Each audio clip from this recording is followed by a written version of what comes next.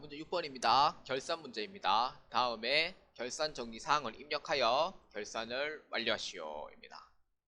자, 총 4문제가 존재하는데 결산 문제는 이제 좀 어렵습니다. 그러니까 처음에 할 때는 좀 어렵게 느껴지고 이제 할 줄만 알면은 그렇게 어렵진 않은데 좀 헷갈릴 수가 있어요. 그거는 뭐 정상적인 상황이니까 이제 계속 해가지고 이제 신경 써가지고 그렇게 하시면 되겠습니다. 자, 1번부터 보겠습니다. 결산일 현재 장부상 현금 잔액이 실제액보다 3만원이 많은 것으로 확인되었으나 그 원인은 밝혀지지 않았다. 자, 이런 문제가 나오면은 이제 먼저 봐야 되는 게 뭐냐면은 이게 현금 가부적으로 지금 되어 있냐 안 되어 있냐 이걸 확인해야 돼요. 그 여부를 확인해야 돼요. 여부를 확인해야 돼요. 근데 이게 한번 대행통 당한 경우가 있거든요. 실제로는 현금 계정 과목으로 써야 될 경우가 있고 어떤 때는 현금 과부적으로 해가지고 써야 될 경우가 있어요. 그래서 이걸 어느 중에 하나인지 이거를 정확하게 판단해야 돼요. 그렇기 때문에 만약에 현금 가부적 계정 과목이 있다 그러면은 현금 가부적으로 해가지고 대체 분기를 하면 되겠고, 그렇지 않고 현금 계정 과목이 이제 입력해야 한다 그러면은 현금으로 해서 입력을 하면 되는 이제 그러한 이제 판단도 해야 되는 그 문제입니다. 자, 일단은 이거는 무조건 합계전 시산표부터 먼저 봐야 돼요. 결산일 현재라고 했기 때문에 이게 지금 현금 과부족은 없습니다. 현금 가부족은 없어요. 없기 때문에 이거는 바로 현금으로 해서 회계 처리를 해주시면 되겠습니다. 자, 그 다음에 이제 바로 현금 계정 과목으로 처리한다 라는 걸 이제 알았고, 그 다음에 두 번째는 이거죠. 장부상 현금 잔액이 현금 실제액보다 3만원이 많은 것으로 확인되었다 이거예요. 그러니까 즉 장부상 현금이 3만원이 더 많다는 거예요. 실제 잔액보다. 그런데 세 번째는 원인은 몰라입니다. 원인은 몰라. 그렇기 때문에 장부상 3만원이 더 많다는 거는 비용이 3만원을 더 줬는데 그 내역을 모른다는 거예요. 내역. 그렇기 때문에 차변에 어떻게 처리하냐. 장부상 3만원이 더 많다는 거는 그러니까 3만원 내가 더 줬는데 모른다는 거예요. 모른다는 거예요. 그렇기 때문에 차변에 뭘로 처리하냐면은 잡손실 계정과 먹습니다. 잡손실 대변에 장부상 현금이 더 많기 때문에 현금을 더 줄여줘야 돼요. 실제 잔액과 맞춰야 되니까 3만원으로 해서 매기 처리합니다. 12와 31에는 무조건 잡손익으로 해서 계정 과목을 처리해야 돼요. 돈이 모자르는 거니까. 그래서 차변에 잡손실입니다. 얼마? 3만원. 대변에 현금 3만원으로 해서 매기 처리합니다. 이거는 출금전표를 해도 무방합니다. 근데 저는 이제 대체전표를 해서 이번에 하도록 하겠습니다. 자, 두 번째, 기말 합계잔액 시산표의 가지급금 잔액은 거래처 보석 상사에 이자를 지급한 것으로 판명되었다 입니다. 자, 제가 올려놨던 합계잔액 시산표를 먼저 보겠습니다. 여기에 가지급금이 존재합니다.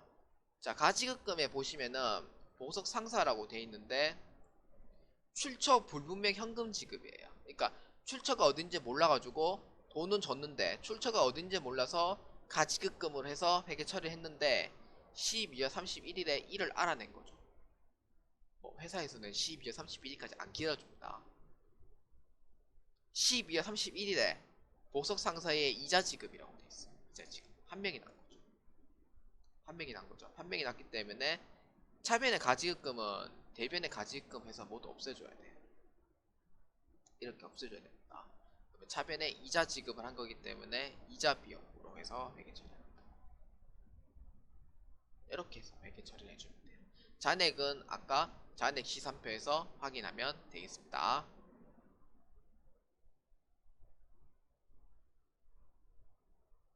자, 차변에 이자를 줬다고 하니까 이자 비용. 자, 보석 상사입니다. 얼마? 71만 1천. 그 다음에 대변에 가지급금 71만 1천 원 입력합니다. 이렇게 해가지고 합계잔액 시산표에 가지급금 잔액이 서로가 0이 돼야지 정확하게 금액까지 입력되어 있는지 확인을 하셔야 됩니다. 그렇지 잔액이 남아있고 그러면은 어딘가 잘못 입력한 거예요. 그래서 반드시 71만 1천원이 정확하게 입력되는지 확인하고 이제 넘어가도록 하겠습니다.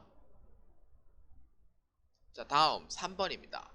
대손 충당금은 기말 매출 채권, 외상 매출금 받을 잔액에 대해서 1%의 보충법으로 설정하다입니다. 보충법 설정이에요. 자, 이거는 어떻게 해서 보냐면은 첫 번째 무조건 매출 채권. 매출 채권이라고 하면은 외상 매출금하고 받으러 돼 있죠. 이거를 곱하기, 그러니까 이 매출 채권의 잔액 얼마인지 확인하고 곱하기 1%만큼의 이거는 설정률이에요. 1%만큼 곱해줍니다. 1%. 1%면은 0.01로 합니다. 퍼센테이지 0.01이에요. 1%는. 그래서 이렇게 하면은 이제 대손 설정 금액이 나옵니다. 대손 설정 금액. 그 다음에 두 번째, 그 다음에 대손 설정 금액이 나왔죠. 빼기, 그 다음에 이제 대손 충당금 잔액. 대손 충당금 잔액. 그러면은 얼마냐? 그럼 나중에 해서 보충법에 의한 금액이 나오게 됩니다. 그래서 이렇게 해서 이렇게 해서 금액을 찾으면 되는 거예요. 어렵지 않아요. 그러니까 첫 번째는 이제 매출 채권 잔액에서 1%만큼 하니까 대손 설정 금액이 나오는 거죠. 대손 설정 금액에서 대손 충당금 잔액을 빼면은 보충법에 의한 금액이 나온다는 거예요. 이렇게 해서 이제 판단해가지고 회계 처리를 하면 되겠습니다. 자, 일단은 자 외상 매출금 잔액, 그 다음에 받으러움 잔액 이렇게 되어 있습니다. 자, 외상 매출금 잔액 보시면은 자 외상 매출금 잔액은 6,856만원에 곱하기 0.01로 계산합니다. 1%니까 0.01 68만 5,600원이 단기에 이제 대손을 설정할 금액이니까 이제 대손 충당금 잔액 48만 5천원만큼 차감하면 됩니다.